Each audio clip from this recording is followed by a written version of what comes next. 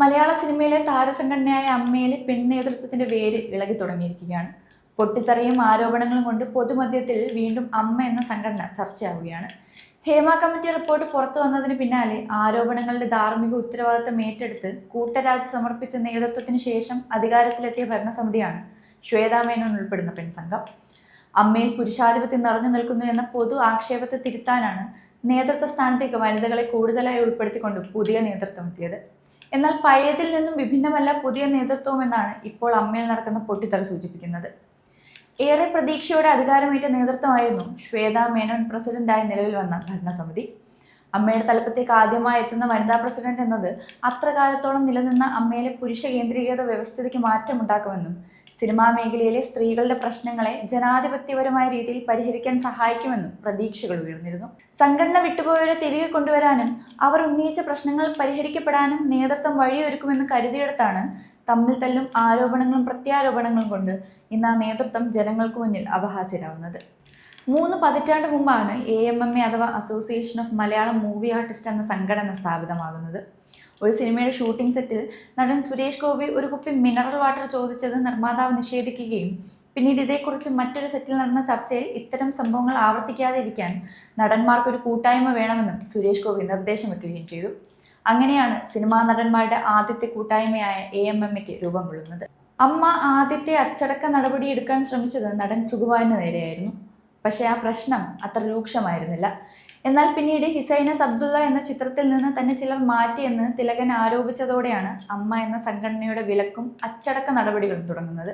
ആരോപണ വിധേയർക്കൊപ്പം നിന്ന സംഘടനാ ഭാരവാഹികളെ തിലകൻ പരസ്യമായി വിമർശിച്ചതിൽ മാപ്പ് പറയണമെന്ന് നേതൃത്വം ആവശ്യപ്പെട്ടെങ്കിലും തിലകൻ അതിന് തയ്യാറായിരുന്നില്ല.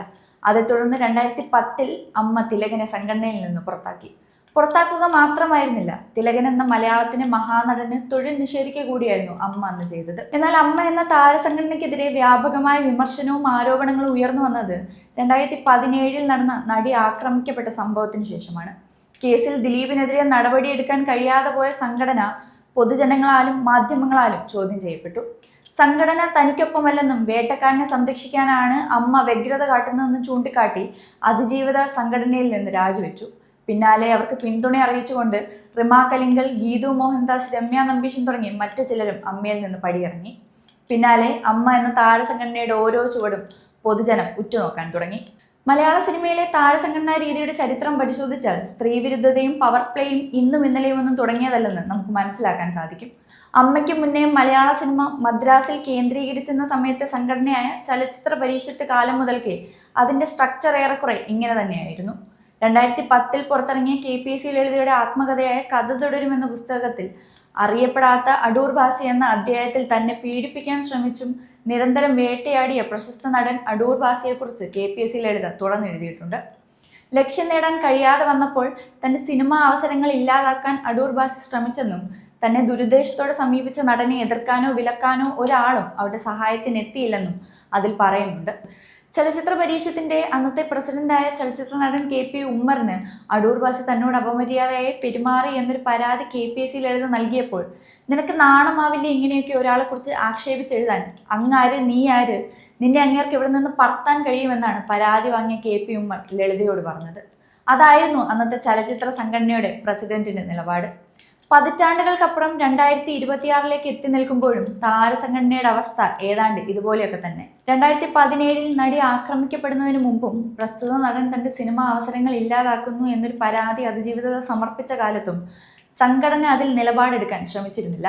നടി ആക്രമിക്കപ്പെട്ട സംഭവത്തിന് പിന്നാലെ രാജ്യത്ത് ആദ്യമായി സിനിമാ മേഖലയിൽ സ്ത്രീകൾക്കെതിരെ നടക്കുന്ന അതിക്രമങ്ങളെക്കുറിച്ച് പഠിക്കാൻ ഒരു കമ്മിറ്റി രൂപീകരിക്കപ്പെട്ട സംസ്ഥാനം കേരളമാണ്. ഇന്ത്യൻ സിനിമാ ചരിത്രത്തിൽ സിനിമ എന്ന തൊഴിൽ മേഖലയിൽ വലിയ മാറ്റങ്ങൾ ഉണ്ടാക്കാൻ ഉതകുന്ന കാറ്റ് വീശി തുടങ്ങുന്നത് നമ്മുടെ നാട്ടിൽ നിന്നാണ്.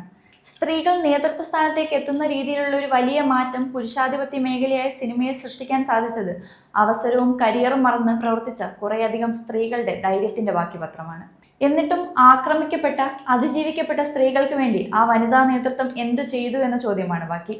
തമ്മിൽ തല്ലും കുറ്റപ്പെടുത്തലുമായി പൊതുസമൂഹത്തിന് മുന്നിൽ അപഹാസ്യരാക്കപ്പെടുന്ന ഈ വനിതാ നേതൃത്വം എത്രയോ സ്ത്രീകളുടെ പോരാട്ടത്തിന്റെ ഫലമാണ് എന്ന് നമ്മൾ ഓർക്കണം. സ്ത്രീകൾ തലപ്പത്ത് വന്നിട്ടും സംഘടന വിട്ടുപോയവരെ തിരികെ കൊണ്ടുവരാനും അവർ ഉന്നയിച്ച പ്രശ്നങ്ങളിൽ പരിഹാരം കാണാനോ ശ്രമിക്കാതെ അതിനുള്ളിൽ തന്നെ ഗ്രൂപ്പുകൾ ഉണ്ടാക്കി തരംതിരിയുന്ന കാഴ്ചയാണ് ഇപ്പോൾ അമ്മയിൽ. പരസ്പരം ചെളിവാരി എറിഞ്ഞ് മാധ്യമങ്ങളിൽ നിറയുന്ന വനിതാ നേതൃത്വം അത് രൂപം കൊള്ളാൻ കാരണമായ വസ്തുതകളെയും സാഹചര്യങ്ങളെയും ഒക്കെ മറന്നവട്ടാണ്. കടമ്മനിട്ടയുടെ കവിതയിലെ വരി പോലെ തർക്കങ്ങളൊക്കെ അവസാനിച്ചാൽ വെറുതെ ഒന്ന് ഓർത്തു നോക്കുക, നിങ്ങളെങ്ങനെ നിങ്ങളായെന്ന്.